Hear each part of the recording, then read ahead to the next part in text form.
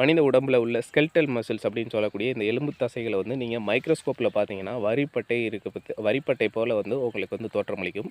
So இது பார்த்தீங்கன்னா வேலண்ட்ரி muscles அப்படின்னு சொல்லுவாங்க. அதாவது நம்மளுடைய டைரெக்டாக வந்து நரம்பு மண்டலத்தோட கண்ட்ரோல் பண்ணக்கூடிய தசைகள். ஏன்னா இது வந்து எலும்பு பக்கத்தில் இருக்கக்கூடிய அந்த மசில்ஸ் எல்லாமே வந்து எலும்பு தசைகள் அப்படின்னு சொல்லுவாங்க.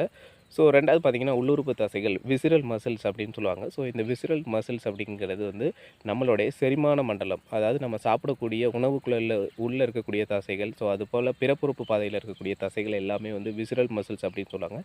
இது வந்து நம்மளுடைய இது வந்து ரொம்ப மென்மையாக இருக்கும். இது வந்து வரிப்பட்டை போல் வந்து தோற்றமளிக்காது. இது வந்து இன்வாலன்ட்ரி மசில்ஸ் அப்படின்னு சொல்லுவாங்க.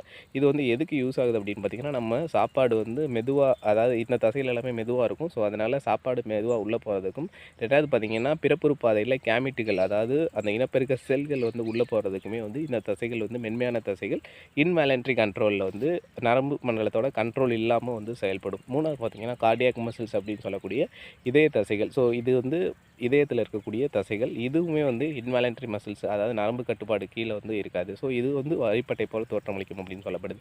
ஸோ இதை பற்றின தசைகள் பற்றின ஒரு சில இன்ஃபர்மேஷன்.